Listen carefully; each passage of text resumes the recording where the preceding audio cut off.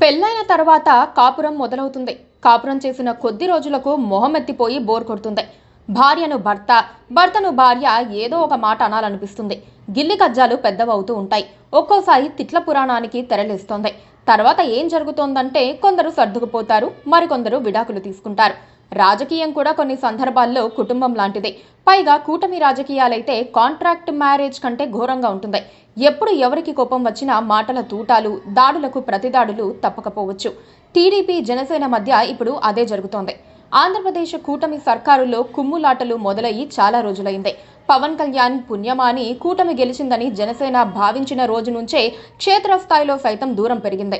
TDP ఎమ్మెల్యేలు ఉన్న చోట జనసేన నేతలను, కార్యకర్తలను చెడుగుడు ఆడుకునే పరిస్థితి ఉంది. కట్ చేసి చూస్తే నారా లోకేష్ కు డిప్యూటీ సీఎం హోదా ఇవ్వాలని టీడీపీ సంకల్పించినప్పుడు ఒక సంఘర్షణ జరిగింది. డిప్యూటీ సీఎంగా పవన్ మాత్రమే ఉండాలని, లేని పక్షంలో పవన్ కు సీఎం పదవి ఇచ్చి లోకేష్ డిప్యూటీ సీఎం పదవి తీసుకోవచ్చని జనసేన వర్గాలు మెలికపెట్టాయి. దాంతో ఆ ప్రతిపాదన వెనక్కి వెళ్లిపోయినా టీడీపీ వారిలో మాత్రం ఆగ్రహం తగ్గలేదు. తమ నాయకుడి ఎదుగుదలకు అడ్డం కొట్టారన్న అసంతృప్తి వారిలో రేగుతూనే ఉంది. ఈ క్రమంలోనే మెగా మిడిల్ బ్రదర్ నాగబాబుకు మంత్రి పదవి ఇస్తామని చెప్పి ఆపేశారని కూడా ప్రచారం జరిగింది. క్షేత్రస్థాయిలో తరచూ చిన్న వివాదాలు జరుగుతున్నా అవి స్థానికంగానే ఉండిపోతున్నాయి. ఇప్పుడు తెలుగు మహిళ వర్సెస్ వీర మహిళ మరో భారీ వివాదమే తెర మీదకొచ్చింది. శుక్రవారం అసెంబ్లీ అనంతరం సీఎం, డిప్యూటీ సీఎంలు కేబినెట్ భేటీకి హాజరయ్యారు. ఈ సందర్భంగా సీఎం చంద్రబాబుకు పక్కగా పొట్టి కుర్చీలో డిప్యూటీ సీఎం, జనసేన అధినేత పవన్ కళ్యాణ్ కూర్చున్నారు. దీనిపై జనసేన నాయకులు అసహనం వ్యక్తం చేశారు. సీఎం చంద్రబాబుకు ఒక కుర్చీ వేసి పవన్ కళ్యాణ్ కు కాసింత దూరంగా మరో పొట్టి కుర్చీ వేయటం ఏంటని సోషల్ మీడియాలో చర్చకు దిగారు. ఈ క్రమంలో తీవ్ర వ్యాఖ్యలు చోటు చేసుకున్నాయి. కుర్చీల్లో తేడానే కాదు, వ్యక్తిత్వంలోనూ తేడా ఉంది అంటూ జనసేన వీర మహిళా విభాగం నాయకురాలు ఒకరు ఎక్స్లో పోస్ట్ చేశారు.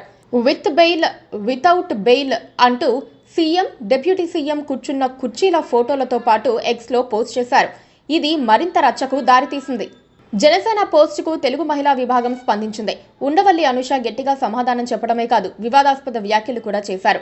మా చంద్రుడు ఏకపత్ని వ్రతుడు, మిగిలిన వాళ్ళు నాకు తెలియదు అంటూ పరోక్షంగా జనసేన అధినేతపై వ్యాఖ్యలు చేశారు. దీంతో ఈ రచ్చ మరింత తారాస్థాయికి చేరింది. సోషల్ మీడియాలో కామెంట్లను తొలగించేది లేదని కూడా తెలుగు మహిళా నాయకురాలు ప్రకటించేశారు. నేను కూడా తొలగించను, బెయిల్ పక్షుల కూతలకు ఎవ్వరూ లొంగరు అంటూ వీర మహిళ సమాధానమిచ్చారు.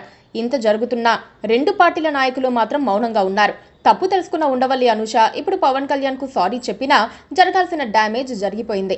రెండు పార్టీల మధ్య దూరం పెరిగింది. Please subscribe to KTV Telugu. KTV Telugu. KTV Telugu. KTV Telugu channel.